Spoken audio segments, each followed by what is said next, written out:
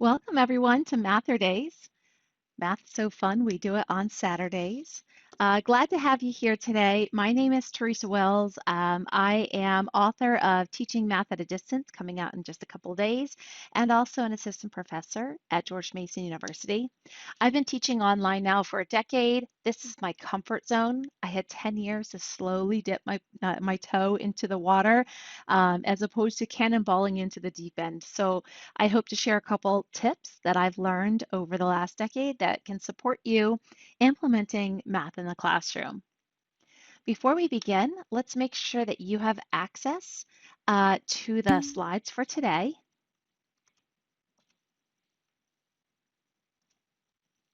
And the reason you need access is because this is an interactive presentation. That means you're going to click, talk, type, and move things all throughout, and this will give you that interaction.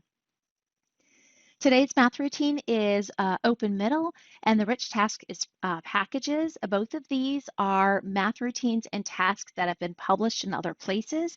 I'm simply showing how I might choose to do it in the online world. So hopefully you can find some ways to adapt it for your classroom. And if you join me on slide 2, this is where you can go for templates. I believe no teacher should have to start from scratch. I am going to be adding a lot more templates here in November, especially in mathematics. So definitely check these out and check out the new ones coming. And also, if you like this session, if you want to check out some more, I host this every Saturday at noon. And there are about 25 other tasks along with blank slide templates, completed slide templates, and a recording of the PD session. That means if you want to deliver this PD to someone else, you can see it, how it was run, you can make modifications, and you have things to go.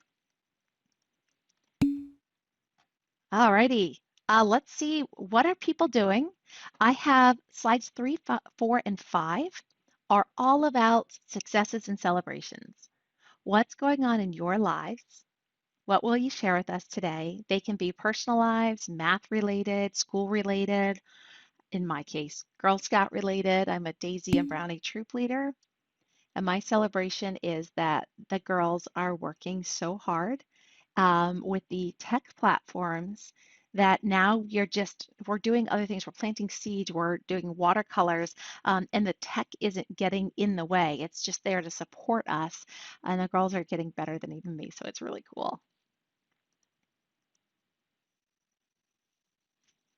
Raha, how was sleeping in?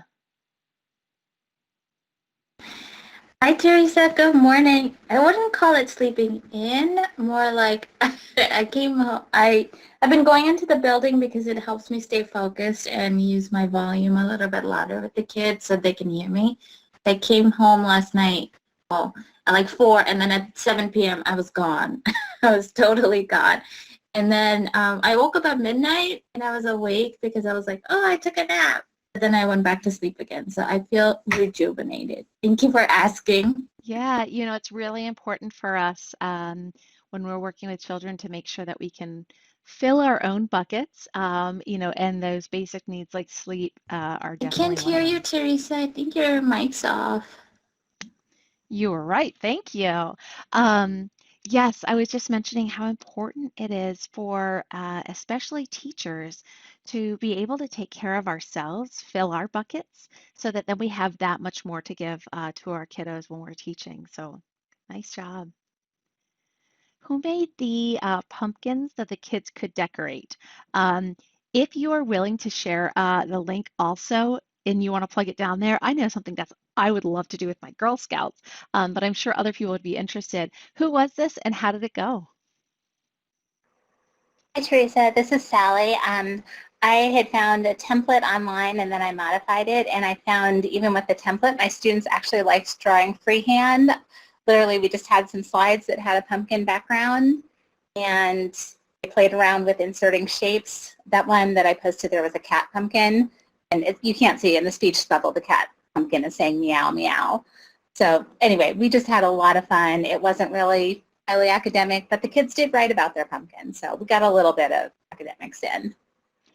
Sally, I see a lot of math here, and I could see students writing like I notice I wonder statements with numbers in them. So I can see on that cat that there are four circles, there's six yeah, six lines, and it's symmetrical, and there's so much there. So it'd be really neat to see if there was an extension for it. But such a great idea. Thanks for sharing. Um, let's see. Who's got the Laura? Tell us a little bit about your shirt and why that is exciting to you. Teresa, I don't know about everybody else, but I'm probably spending too much money shopping online these days. And I saw this T-shirt. If anyone's ever seen the Disney movie Tangled, the kingdom in the movie is called Corona. And I saw a T-shirt that said Corona, so I just could not resist. A T-shirt that I did not need, but it makes me happy anyway. Ah, that's so lovely. And you got is it Pascal? The little guy? Yes, it is Pascal. First programming language I learned. Awesome. And in the pink box, somebody had a class that was working in Google Docs. How did it go? What tips do you have for us?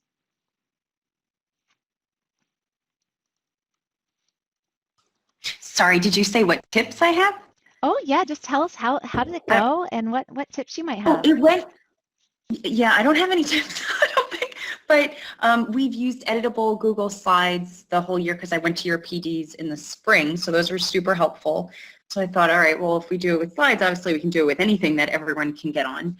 And I was noticing that their independent annotations that they were doing, it just depended on the specific child, and then even sharing that work wasn't, it's still not a conversation, it's still not interactive. So I read the first half of the Stolen Party to them, and we just had a discussion as a class, and they were, writing in the chat or responding out loud, and I had a editable Google Slides that they could respond to prompts that I had in case they wanted to, extend it that way.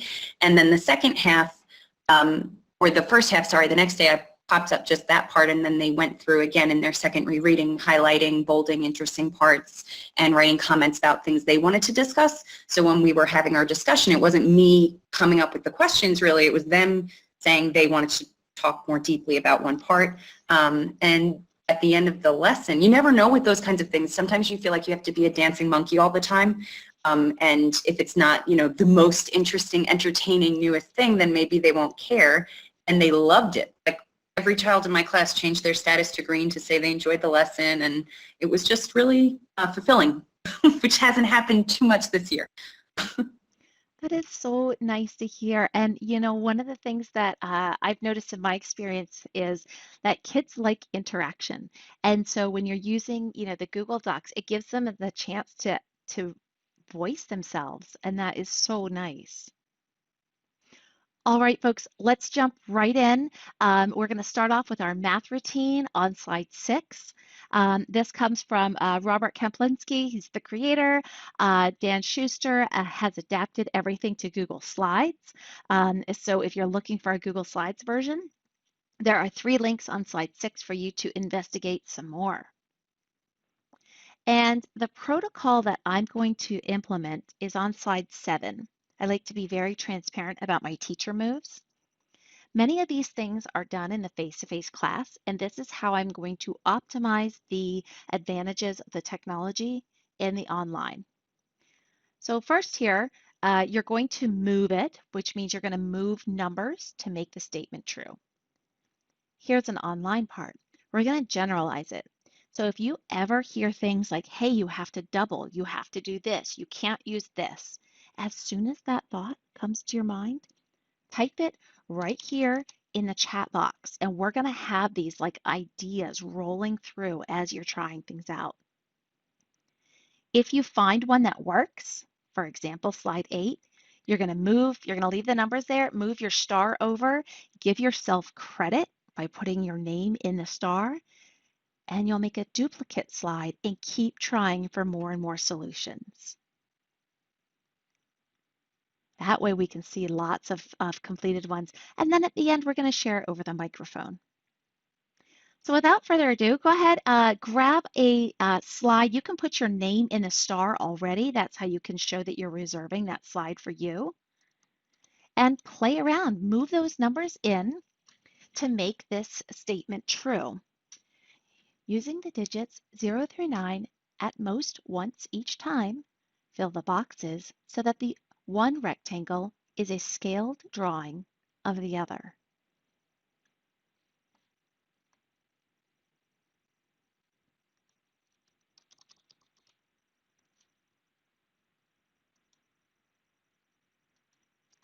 And again, feel free to put your name in the star already to reserve that slide.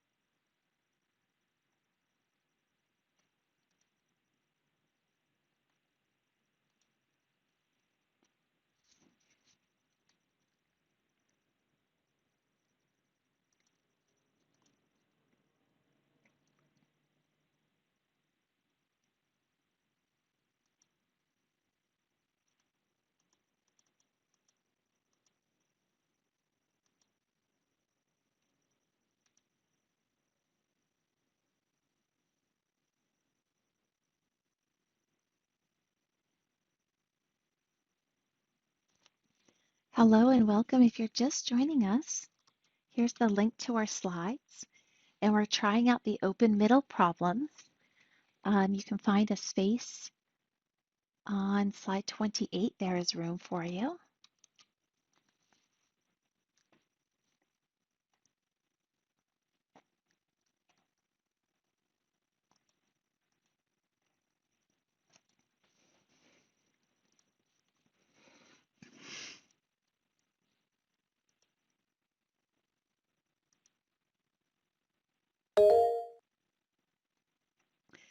Hi, Aisha. Welcome. Thank you.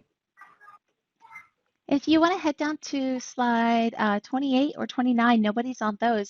You're going to move those numbers into the dotted lines in order to make this so that one rectangle is a scaled drawing of the other.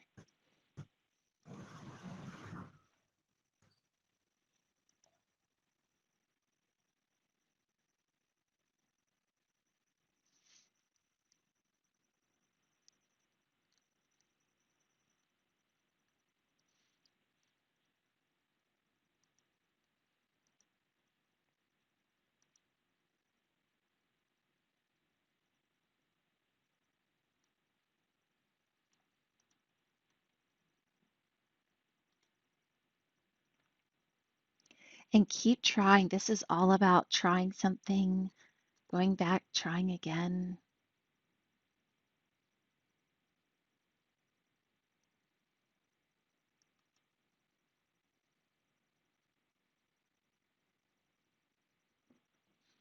And if you have any generalizations, please put them in the chat box. What are you noticing that you can't use or you always must use?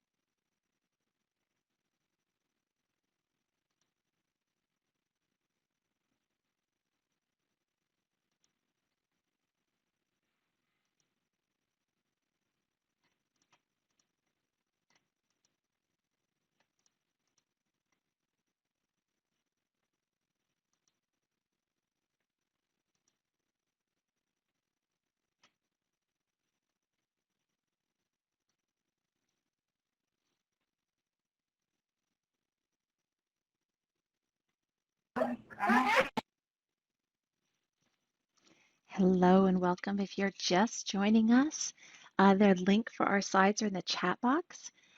You can come on down to slide 29 and try the open middle problem where you move those numbers into the blanks to make a scaled drawing.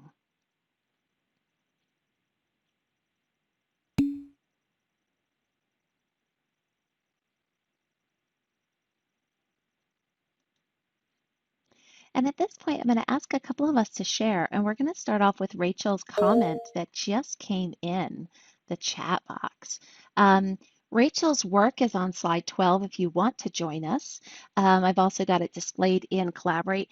You mentioned here that you cannot use a scale factor of 1 or 2. Can you elaborate a little bit on this generalization? Sure. So I realized that the smallest scale factor has to be 3 because you have 1 digits on the smaller rectangle and 2 on the other, and you can only use the digit 1 time. So if I had like 6 times 2, for example, that would be 12, and then I'm using the digit 1, but then the largest single digit number here is 9, and that times 2 is 18, so you can't use it twice. Ooh, what a great generalization, Rachel. Thank you. And did that help you to come up with your work on slide 12? No, that I did first. I was like, all right, I'll just times by 3 first. I don't know why I just picked a number. And then I was trying to do another one. I lost my slide somewhere in the mix, so it's definitely an incomplete one somewhere. And I realized that afterwards because I was trying to come up, oh, there it might be. I was trying to come up with another idea. Very cool. Yeah, so these ideas will help us be more efficient in solving them. Joyce, why can't you use a factor of 5?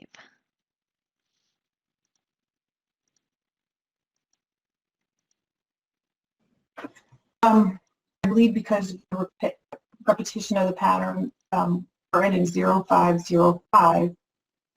So when you every time you try to put a number, you're either going to get the 5 back or you're going to use it and you don't have enough. The numbers repeat. Just again, 5 or 0. Thank you. So now there's something special about that 0 and 5, and you've definitely noticed it here. But I want to bring to our attention slide 28.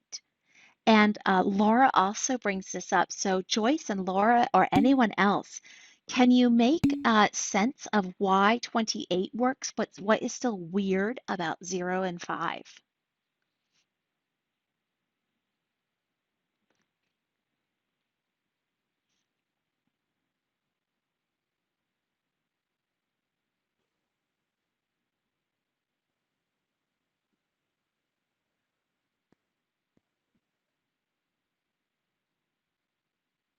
Because you're right there with it. 0 and 5 have something going on with it.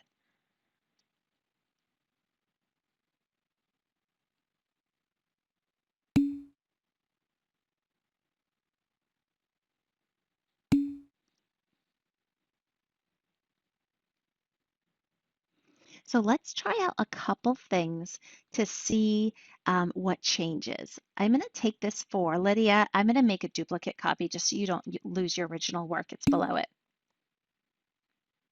Lisa, go ahead and talk to us. I'm going to put some numbers kind of up here for you to explain what you just noticed. I think that might be Lydia's slide that we were using, and she had a 3 and a 4. So if we use that scale factor of 5, because 3 is an odd, we'll have a value that ends with 5, and 4 was even, we'll have a value that ends with 0. So we'll definitely need 1 odd and 1 even for that to work. Ah. So the 3 is odd. It gives us a ones place of 5. The 4 was even. If you want to test it out, check it out. Try some other even numbers and see if that holds true.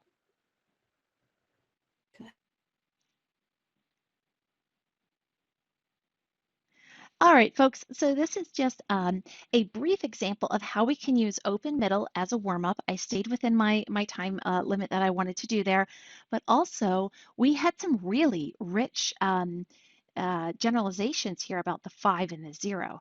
And in one day, that might be all I do for a routine. In other days, I'm going to keep bringing this up and having more and more and more generalizations come out of it. So again, the protocol that I used is on slide 7, where you move it, you generalize it in the chat box, You start it when you have a solution, but you keep on working, and we share it over the microphone. All right, let's get into our rich task for today. It starts off on slide 33, or I should say 34, with the purpose of why we do rich tasks. You will see all 8 of these math teaching practices in the rich tasks. We're not just going to see 1 or 2, and it won't just be light. These will be front and center, and you'll notice during the discussion that I only use student work and student thinking. Before we begin, our problem-solving oath is on slide 35. As I read it out loud, read it to yourself, and if this is something you pledge, put your name in the chat box. I, Teresa, promise to try my best. I will make sense of patterns and numbers. I will use manipulatives and drawings. I will make mistakes. I will ask questions. I will listen to other ideas. I will stay engaged by always trying to find another solution or representation. I am a problem solver. I make the world a better place. And look at all these great problem solvers we have.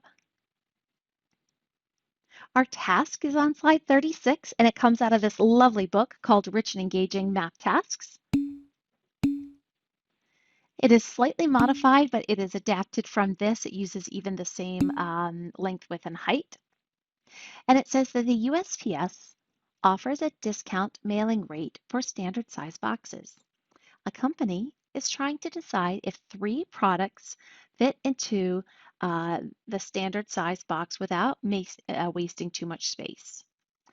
The standard size box is 6 cubes long and 4 cubes wide. The box is 3 cubes high. The company decides to make a special bundle deals. If the customer orders enough products to fill the box exactly without any gaps, they will offer a discount. What are some bundles that the company could sell? So you're going to try and fill this up with some greens, some purples, some yellows, maybe all greens, and see what bundles fill it up with no gaps. You have a choice of 5 manipulatives on slide 37 that I think work well, but please don't let yourself feel limited to this list. This is just a starter. And I'll separate us into breakout rooms, and you can put as many representations as you can on the slides.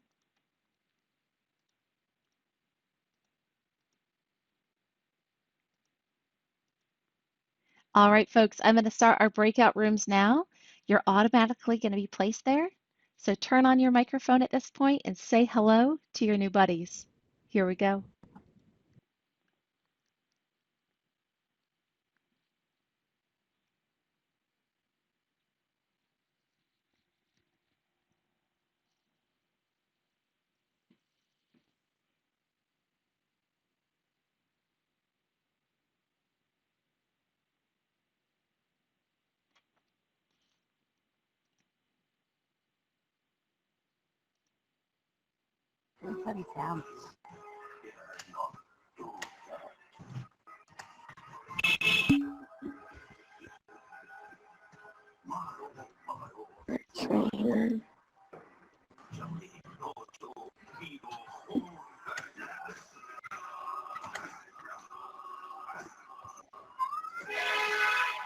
Sorry.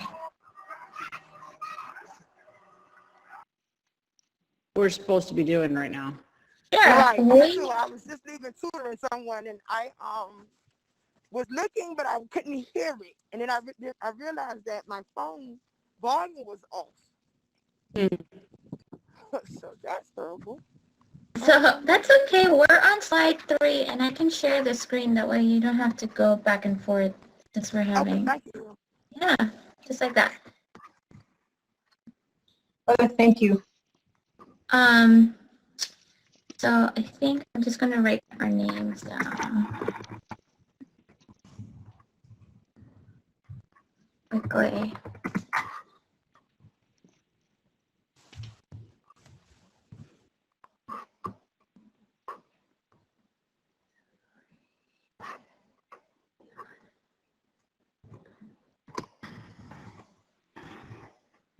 Okay, so what I did first, I was thinking about this problem, is if we're thinking about how much we can fit inside a box, it has to be a volume Yeah. situation. Then times 4 times height. Yep, so our volume would be 6 times 4 times 3. So that gives us 72 cubic unit. So using that, we just have to find what would be the bundles we're trying to sell.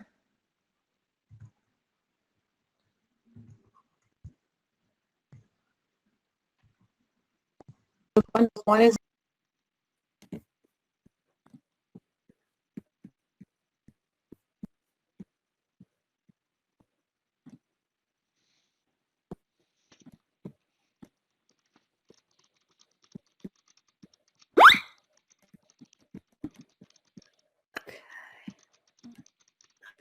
So let's go to this.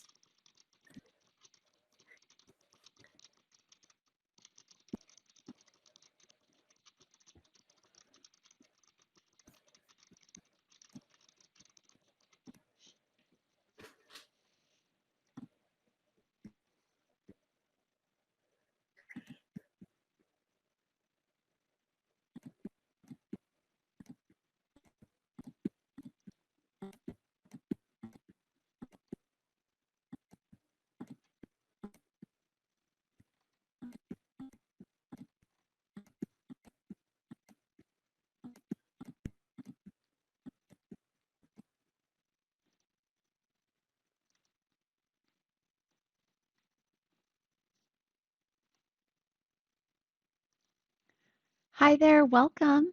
Um, were you here earlier or are you just coming in now? Either is Yes. perfectly No, fine. I was there earlier. I thought I I was recognized. in group one. Okay, perfect. Yes, I'm group gonna one. pop you back in And there. also, can you share the link of the slide because I lost the link? Of course, no problem at all. Can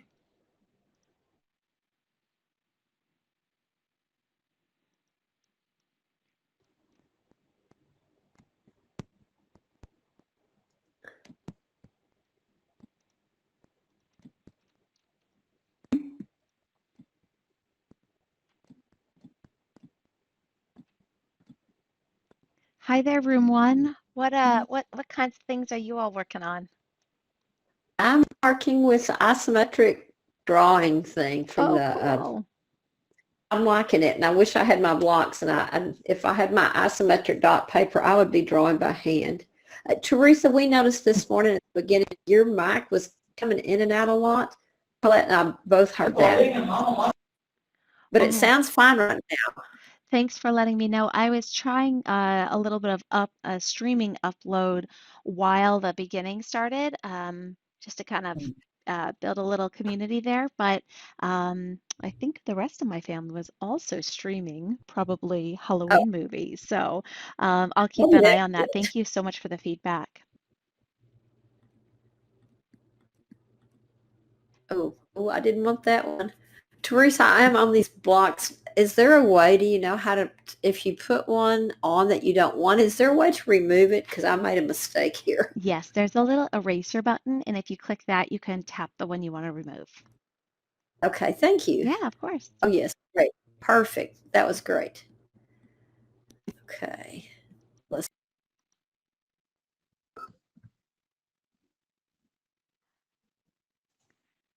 Well, hi there, group two. I see you all are creating your very own using the tools here. How clever. Yeah, we were just talking about how some of us are off on other tabs experimenting with the manipulative, and some of us are trying straight on the slides with the cube that you had for us. Yeah, there's a lot of different options to throw in and so much time to play with the mathematics. This is one of my favorite tasks.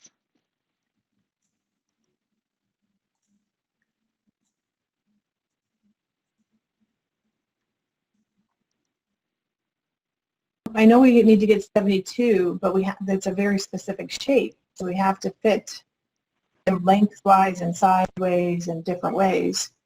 So Right. what That if we makes sense. what if we inserted like a table? Not like a table, but put it as a grid. Like the bottom is a 4, the side is a 6, and the side is a 3, and we have to visualize these pieces going in. Okay, hold on. Ooh.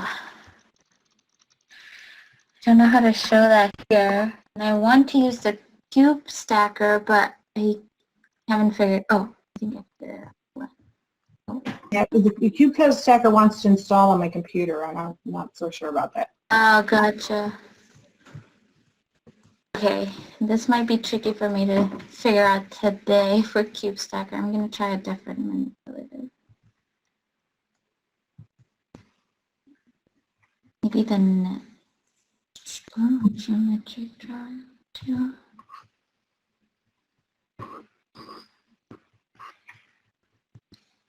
How about squares that snap together? We can imagine the height and just fill the length and width.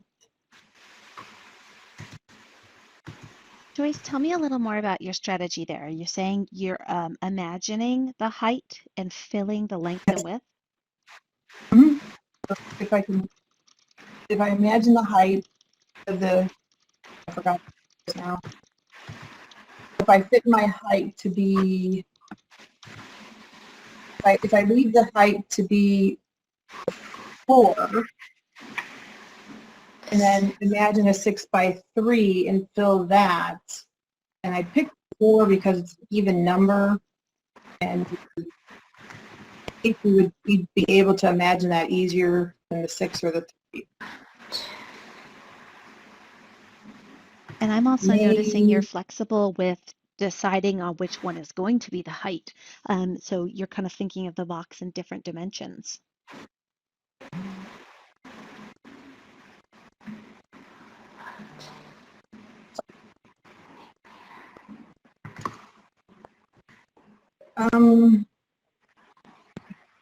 Okay, I might have a visual. Give me one moment. Maybe I'm not 100% sure. I think I did this right.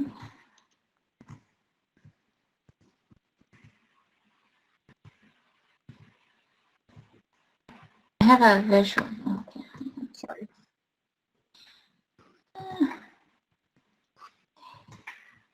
So what do you guys think if we took something, so because we have a 3.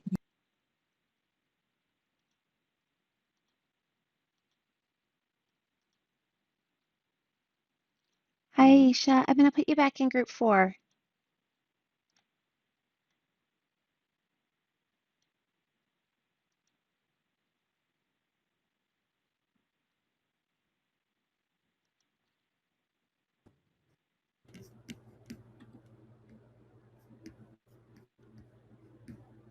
Hi, group 1. Hey, Tracy, could you tell us how much more time we have to work? Oh, yes, we always go until 12:40. I pull us back together then. I'll make a little comment on everyone's side.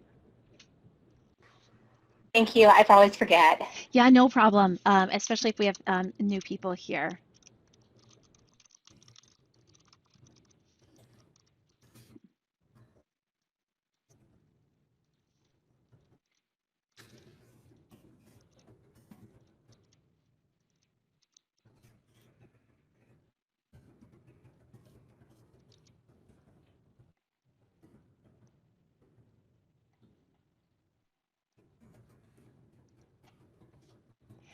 And hi there, group 1. I do have a question for you. There is a beautiful diagram on here, and I'm curious about like trading things in to make multiple bundles. Once you know this one, can you do any trades to think of other bundles? Teresa, that's mine, and all of those yellow 2x2x2s, I have 3 of those, could all be exchanged. Each 2x2x2 could be exchanged for a 1x1 by a 2x2x1 purple. One yellow is worth 2 purples. So all these on the bottom could be changed to purples. And sometimes in especially high school geometry, we start to look at things as if they are interchangeable both ways. So does that mean the same thing that two purples are the same as one yellow? Yes, yes. Okay,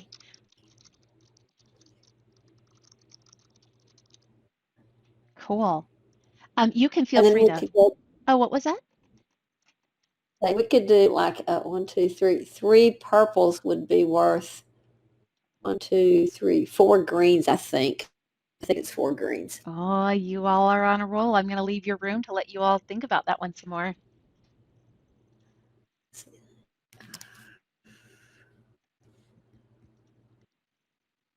6 minus 2 times 2, 6 minus 2 times 1? Right, I'm trying to not have that as minus. I was trying to Yeah. mean like 6 of Okay, those. Sorry.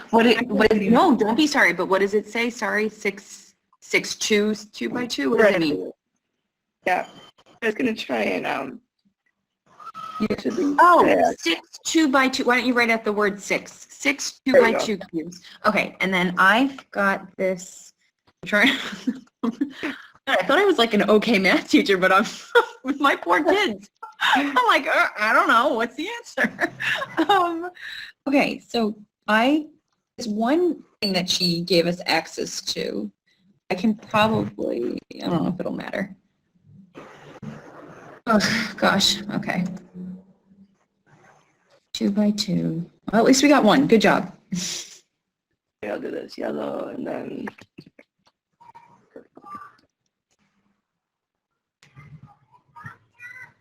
I want to learn how to use this on like virtual manipulative. Yeah.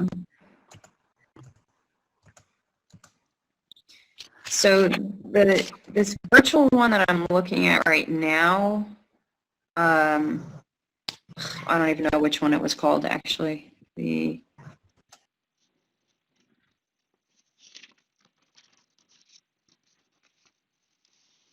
All right, folks, if you are listening in on the recording, I have just moved myself in the main room so that I can finish selecting and sequencing this for our whole class discussion.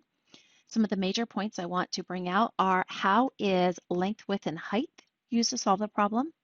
How is area used to solve the problem? And how is volume? And I think I'd like to start off with this quote that came from somebody. I know we have to get 72, but that there's different shapes. And so it's not just a plug and chug kind of math situation. Another group said that they could imagine the height and fill the length and width. So I'm planning to ask them, like, how many tall should this be? What's their evidence? And then how they can move forward looking at a 2D figure in a 3D space. And then finally, we'll get into some of these different transfers. Specifically, you can trade all the yellows for 6 purples. However, you cannot take 2 purples and trade it for a yellow because of the size constraint. So that's my general order of what I'm going to do and the questions I am going to ask. I'm going to pull them together in 2 more minutes.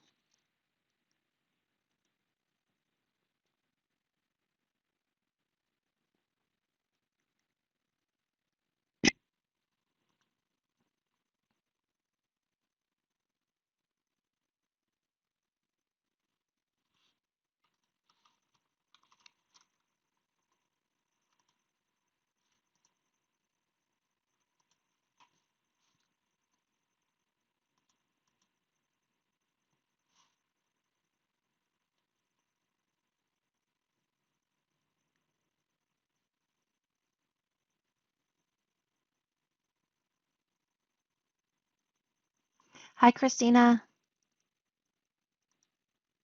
Hello, how are you? Good. So this It was test. very interesting, by the way. That was really interesting to listen in on. Oh, isn't it? And so many groups went so many different ways. Ooh, slide 39 has a whole bunch. We're going to come back to that one too. So this task definitely needs more time. But one of my favorite things about tasks is when we can give just enough information so the students feel successful during asynchronous time. And that's really needed right now, I think, in education. So this will give them a great use of like the next step, finding as many ways as you can on your own and then bringing those back. Very cool. Yeah, we went shopping this week to practice their decimal addition and subtraction, which was really fun. But they didn't want to stop. Like we had to do it for 2 days because Yeah. the first day were like, we need more time. We're not ready. I was like, okay, we'll do it again. But they No were probably problem. clear on the directions and they were self-starters and they could continue that on their own. Yeah, it was awesome. Like, so it was really cool. We had, although then we tried to do decimal multiplication this week, which was really fun because it's a skill that obviously they're supposed to be advanced, so they should have gotten it last year, but it was the skill that got left out when they went virtual at the end of last year, so they have no clue. And I'm trying to like walk them through. I was just like, oh my gosh, this is like the hardest thing I've ever done. Why is this so hard? Yeah, it's really interesting to address those those needs from the spring. Hey, hit me up later. I've got some decimal square games that hit on multiplication, looking at it through repeated addition with under a whole, and it's pretty cool if you haven't played those before. No, I haven't. That would be amazing Yeah, because remind we me need afterwards. something. All right, let me pull everyone back. All right, cool. Hello, everyone, and welcome back to the main room. I'm sensing right now you're going, oh, but I just got this. I just need a little bit more time. One thing that I hope to model right now today is how you give kids more time on rich tasks in this weird time that we are in. We are going to marry together the purpose of synchronous instruction and asynchronous instruction, ensuring that our students know what to do so that they can be self-starters during the asynchronous time. All right, let's check this out. Come on down to slide 44. What I'm doing first is modeling the 5 practices for orchestrating productive mathematics discussions. This is Smith & Stein's book. It is by far one of the most influential books for me in teaching mathematics. I've already anticipated several strategies and misconceptions, along with the tech tools used and the techie support I might need to give. I monitored and asked you all questions in your small groups, and I also selected just a couple representations and sequenced them. And at this point, I'm going to make some connections to the mathematics, but I'm also purposely going to leave you all at a bit of a cliffhanger so that you could, in a sense, continue this to the next day as your asynchronous work, as I know many of us are working in multiple models right now. So without further ado, join me on slide 45. And we're going to start off with a little quote that I heard. And Joyce, I believe it was you. If it wasn't, don't feel on the spot, but somebody mentioned this and it was really powerful. So I'd like to take a moment. If this was you, tell us a little bit about what you noticed here.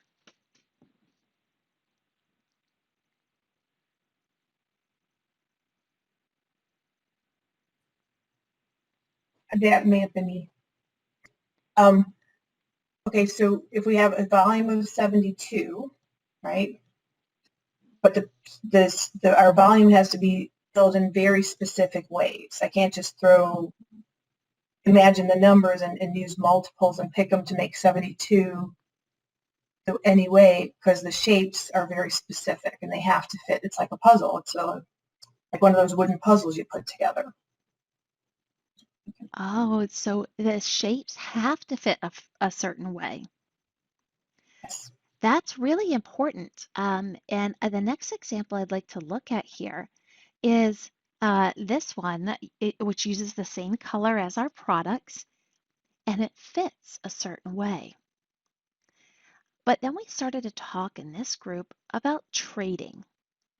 Can I trade out one color for another color? And what generalizations could I make? If this was yours, would you tell us a little bit about the thinking you did about trading? This is Lisa, and when I first built mine, the very first one I built mentally was I had a yellow block down in the center and you couldn't see it. So I went all colors to show. But after I built this one, I started looking. I said, oh, okay, I can see where I could take one of the 2x2x2s, which would be one yellow, and I could use 2 purples to stack on top of one another. Or And then you mentioned about we could reverse those. Then I looked at what could I do as far as using purples. And on our slide, I think I had 3 purples would be worth 4 greens. And you could continue working with this. And it reminds me of the fraction tiles where, or the, not the fraction tiles, the tiles were in elementary where you'll have like 1 or 2 trapezoids is equal to 1 hexagon. And this reminds me of that activity. I And I'm love the sure we could connection. Go ahead. we could continue on with other trades, I think, as well.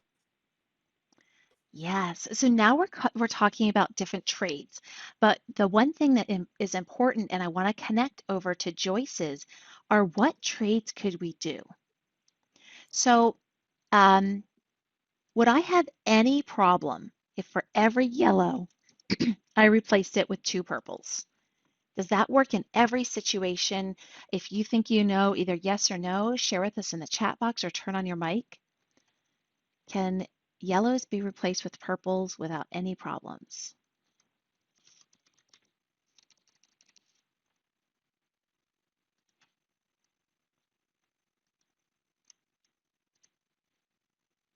Hi, Teresa. Hi, It's Raha. Raha. So I'm looking at the original boxes. I can trade 2 purples for 1 yellow. Okay. And this is precisely kind of what we're thinking about here, the 2 purples for 1 yellow. And so I'm going to use this cool tool. It is called the Polyline Tool. And that will allow me to really showcase what I'm looking at. Can I take these 2 purples here and trade those for a yellow?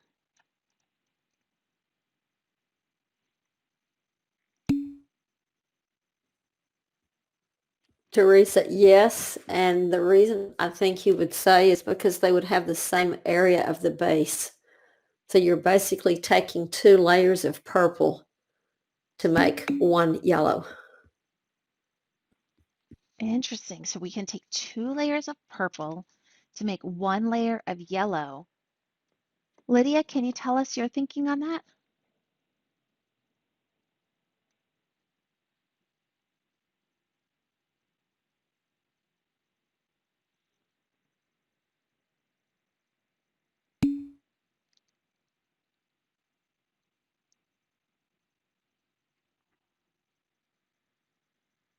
All right, let's see. Lisa Aldos, it looks like we have 2 Lisas today. You're mentioning you can trade some purples and some yellows, but not the other way. Tell us a little more. So the way I'm looking at it is you can always take a yellow and change it for 2 purples, because the 2 purples you could always, because of their dimensions, the 2 by 2 by 2 and 2 by 2 by 1, you can.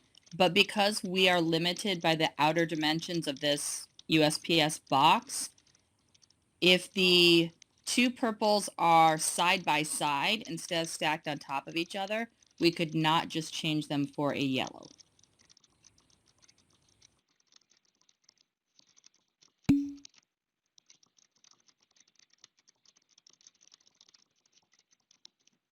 Neat. Alrighty, so sometimes it works and sometimes it doesn't. Oh, I love math when it's a sometimes situation. The last representation that we're going to look at today during our talk time is this really clever use of tables. So this group just went to insert table and started making some different tables. And I'd like us to take a look at where they started. And I have only gotten some of their work. I didn't grab all of it. If this group could tell us what was your initial thought and what would we need to still add to this to see the rest of your representation?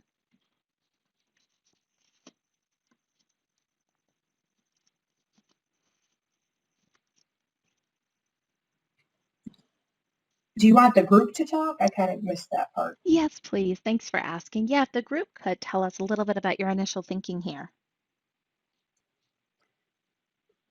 I was having trouble with the tools, and trying to visualize it. So my brain, I think, could handle an imaginary height if I had a platform bottom to stack on. And then we could make layers which represented how high they were for each box, I guess. So So Joyce, for there, there's yeah, go ahead. the purples are 2 by 2 by 1. So in layer 1, we show 3 purple boxes. And then in layer 2, that's 2 high. There's 3 purple boxes that fill up 2 high. And then we went on Joyce, I and really made like some. this one because of the way that you use two-dimensional area to showcase three-dimensional volume. And I want to ask the rest of everybody else here. This is 2 layers. How many layers does Joyce need to show the whole entire box? Feel free to put that in the chat box. This is 2 layers. How many layers does Joyce need?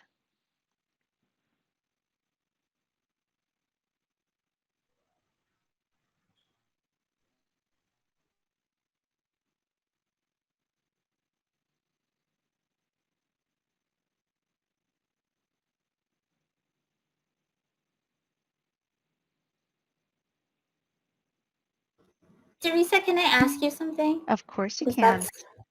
I'm trying to think about it too. Joyce was in our group and she was building the 2D model. And in my brain, I wanted to think of as 3 layers, and I knew what she was trying to say, but I couldn't figure it out in my brain. I was like, I don't know how to do this.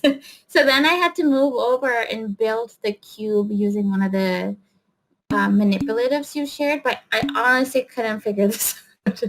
Yeah, I'm like, is it a 3 layer or 4 layers? So I'm just gonna, maybe Yeah. you know better. So is it 3 or is it 4? And you know what? I'm going to turn these rectangles into squares. Joyce, I did maintain your original layer up on your slides though, but now that we see it like this, maybe we can make some connections.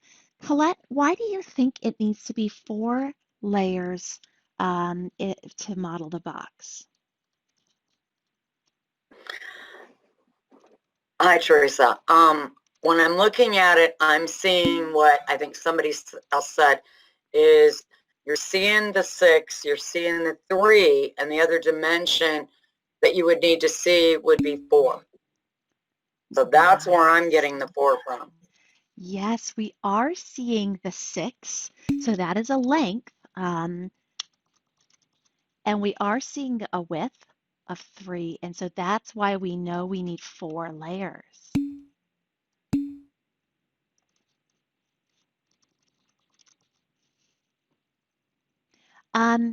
All right, and so if we were to have this, here's our transfer part. We might even ask ourselves, what would Lisa's model above look like in 4 layers of 2D? So that's kind of a follow-up we could choose to do. And Lisa Hudson, you mentioned if this is the base of the box, you need 3 layers, and the height is 3. Can you tell us a little bit about the way your brain is turning the box when you wrote that? I was looking at the original picture, or I guess I was looking at the original picture that we had, and that told us we had a box that was cubes long and 4 cubes wide. So I was focused on that, and the height is 3. That's where I was coming from.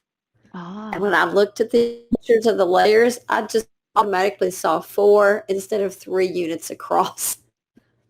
So the box essentially could be tilted on some different sides. It could be tilted on this side. I'm going to make it transparent so we can see. But it could also be tilted as this being the base, or in the original way we have it.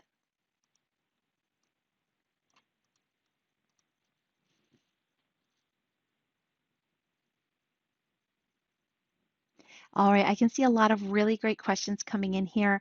At this point, what I would do as a teacher is I know my students need more work time on this. They are just to the point where they're like, oh, I can do this on my own. I can start to think of multiple boxes. I need time. So before we would go into the asynchronous, I would show them one more representation on slide 46.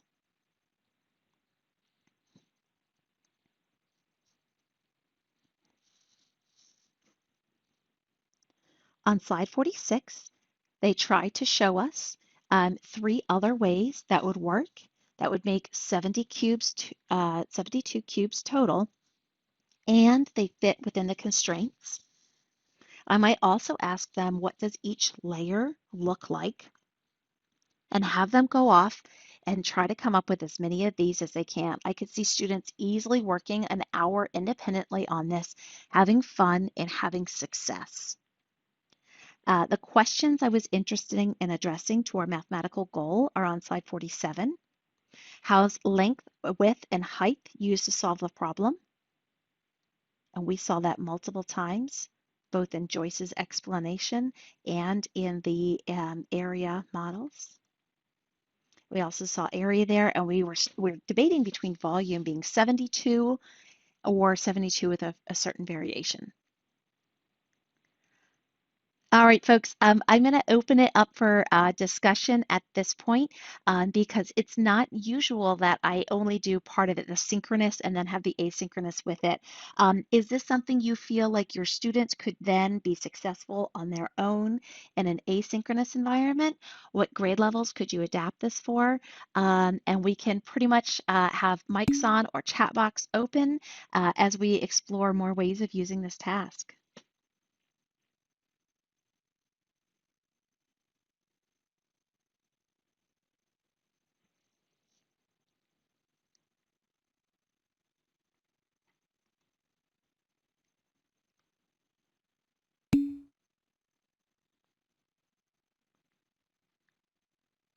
Joyce and Laura and Lisa are all talking about ways to bring out the different layers.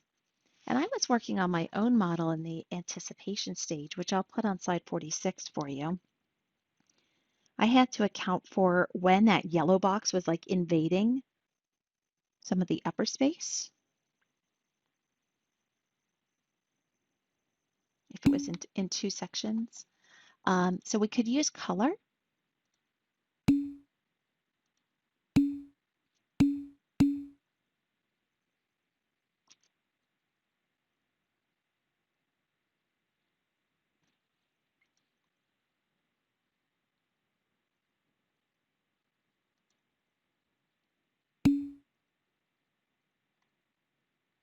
It's not showing up for me yet.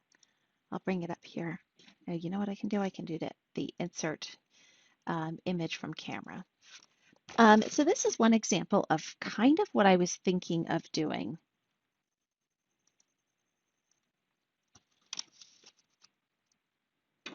You'll see on slide 46 that I have the number 1 in 2 of the 3 layers. And so it was like, if it's crossing into multiple, it got its own number. But yeah.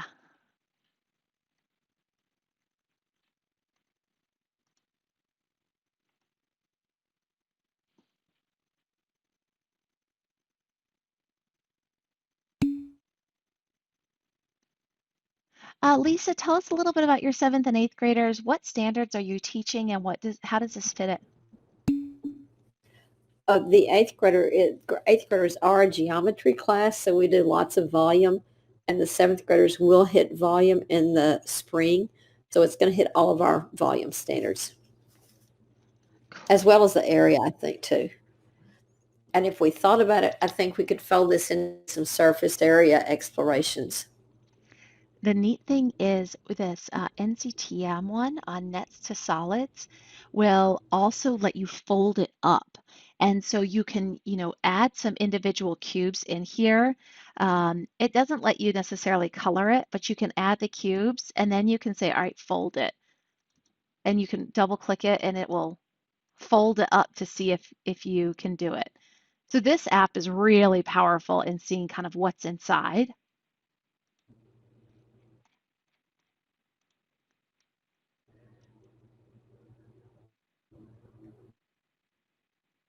Yeah, Lydia, I'm glad the manipulatives were new and fun to you. I love geometry because of the manipulation. Who mentioned to figure out something for multiplication fact visualization? Who is that? I've got some ideas for you. Oops. That's me. That's me. Can you see me? Oh, Hear me? yes. Yeah, absolutely. My internet is so, I teach deaf and hard of hearing students that sometimes come to us with lower language, and they're very visual. So it's just my belief that sometimes children who learn their multiplication facts at an older age have a hard time memorizing it, kind of like languages. So yeah. I'm teaching fourth and fifth grade and they still don't know their multiplication facts yet. Yeah, though, I got a math degree. I don't know my multiplication facts. I'm pretty good at deriving Well, them. that's good to know. I'm Yeah, pretty good at I deriving use a them. lot of visuals. There's this guy that Dad's worksheet, he does like a visual multiplication chart that has like the squares in it, so you can see what 1 times 2 looks like, and you can see what, like something visual like this to help them out, But thank you. Absolutely. You know who else you might check out? I've got some great multiplication resources for you. There are games that kids can play, and the game itself teaches the multiplication. There's also Ooh, some really great visual multiplication courses. Let me bring those up for you real quick. Um, thank you so much. yeah, what was the class I was just teaching the other day? Um, hold on 1 minute. I'm not going to share No the problem. I screen. appreciate it. Your class goes by so fast. I just can't believe how much fun I have. We have a good time. All right, give me just a moment so that I No can problem. share this Thank you. here. I believe it was week 9. So there are some great games I would recommend. Prime Climb is definitely one of them. I'm teaching my own kids who Ooh. are in 2nd and 3rd grade to play Prime Climb every day. We never talk about multiplication facts, we just play it. And simply by I playing it, have that game. I have that game in my simply by room, actually. playing it, they are learning all of their facts. Okay, I'm going Nice. to put the slide above 52. So it's new 52. There are 4 links here that I would highly recommend for your kiddos. Steve Wyborney's multiplication course is all visual. It's brilliant. There's like no anxiety with it. Math Flips is Berkeley Everett, all visual, gives kids a great connection. Prime Climb's a fabulous game, and Multi I just started playing with my 2nd grader who hasn't got really a lot of multiplication prior knowledge yet. And so it's got all the factors on the board, and she had to develop a term for factors because it made sense. And same with the product on Awesome. there. Amazing. Thank you so much. Yes. I find the more visual I get with them, the easier it is to keep them, because I'm face-to-face now, so I have them more, some of my students more than I would because we're hybrid and they're not out as much. So keeping them engaged is, have it fun or they just check out. Absolutely. Yep.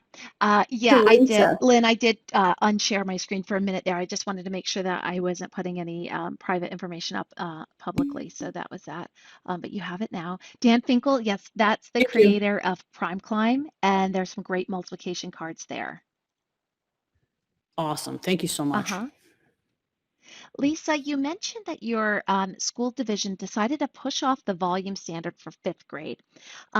And the one neat thing about the volume standard and your grade level is how many kids have prior knowledge about Minecraft. I'm not saying everybody does, but use those situations to your advantage. And things like today, my own kiddo who's in 3rd grade, it would just be like, Mom, this is so easy. Why are you giving this to me? Let me build it real quick in Minecraft. And it's so easy for them when they've been playing it.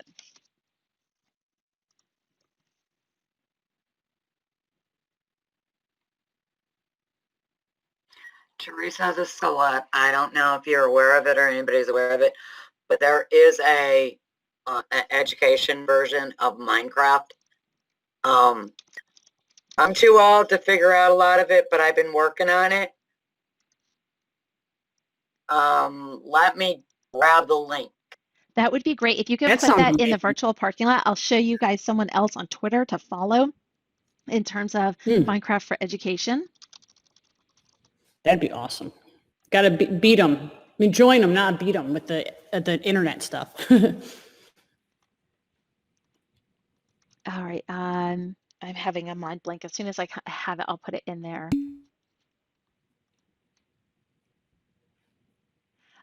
Yes, if you want a certificate for this session, shoot me an email. I'll email it to you. Happy to. What other questions?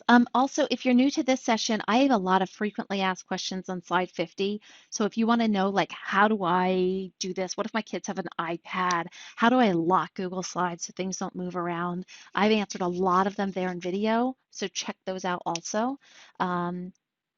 And if you are logging off, happy MATHurdays, happy Saturday. Hope you all have a wonderful day and that you're still thinking about this task tomorrow, next week, next month, and next year, because that's another thing that makes a task great is when it's memorable.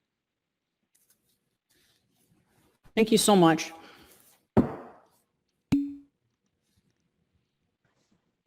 Thank you very much. Of course.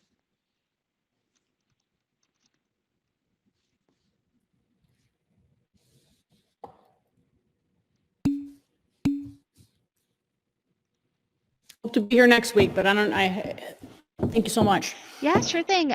Next week we are going to our other guest, Christina, is going to lead us in illustrative mathematics, and I believe what's the other one we're doing, Christina? The Estimysteries.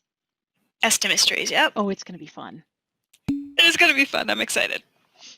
It's exciting that you record these though, because last week I couldn't make it, but so. Yeah, I'm happy to record them. I don't spend a whole lot of time editing them. I just want to get them up. But I figured people can I fast wouldn't worry forward. about that. That'd be a lot of work editing them. Oh gosh, yes. Editing, it's like takes 10 times as long to edit anything. Oh, it's amazing how long things can take.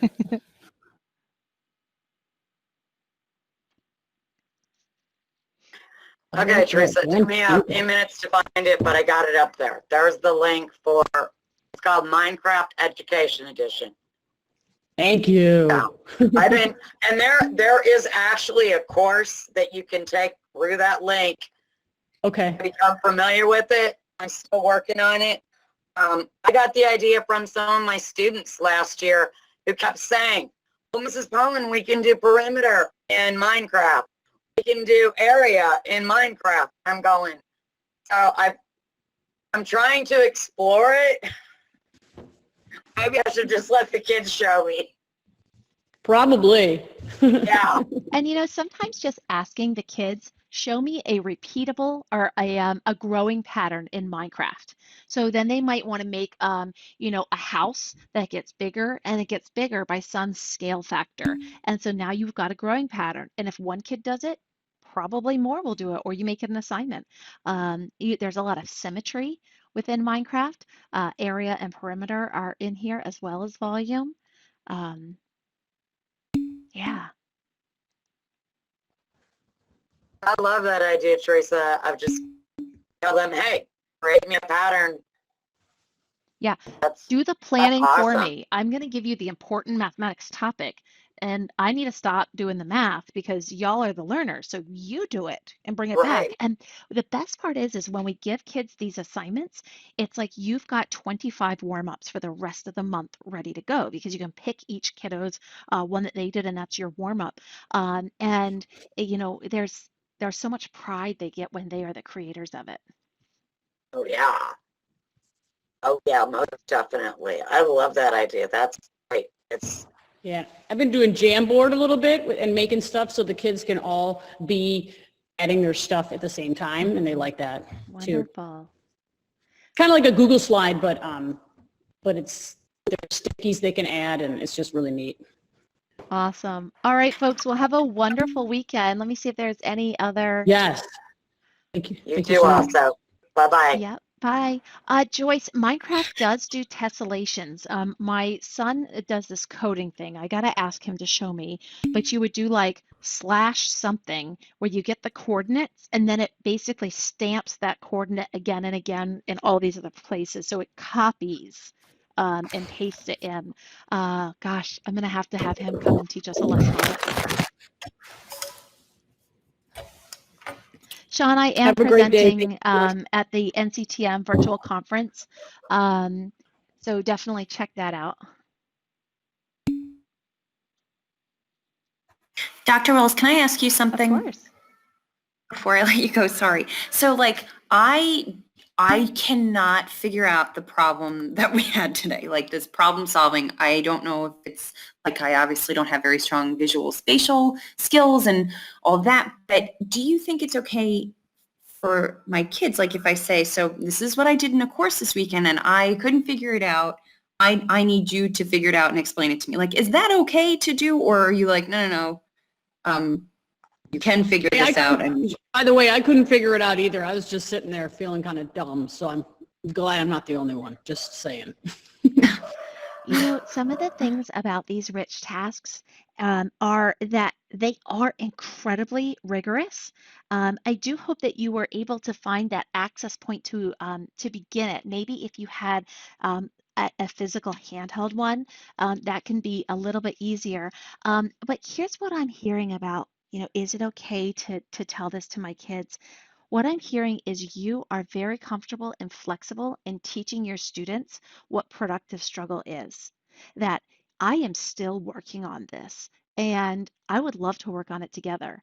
That shows as a teacher that you are collaborative, you are showcasing the productive struggle and the mindset to keep on going and to you know, showcase that you know what, this isn't a problem for me. This is what mathematicians do. This is how they problem solve. They get an idea, they start it up, they play around with it some more, and they continue it. I will also happily be a resource for you, but not immediately. Give yourself a few days to simmer on this. And if you want to chat about it some more, I would be happy to do a follow-up. But I never love to just give the kids the answers or give you all the answers here because I do want that time for it to simmer. So play around with it, keep in touch, and continue to show your students what a great learner you are so that they can continue to model those behaviors. thank you. That is, first of all, very nice to hear. And that's so kind of you. Thanks so much. Yeah, sure thing. Have a great day. You too. You guys too. Thank you for asking that question, by the way, because I was feeling kind of dumb for a minute there. You know So- what? Math is so supposed to challenge us. If we get it right away, it's not fun and we become disengaged with it. So finding that that rigor spot where it's accessible, you can start it, but Yeah, maybe not exactly. complete it is magical. So Yeah, simmer I'm on gonna it, have to look be in more at touch. it. So thanks again. Have a blessed day. Time to go outside for me, and you do something like the other teacher told me. Make sure you fill your bucket today. Yep. Awesome. All right, folks. Have a great weekend. Thanks again. Bye.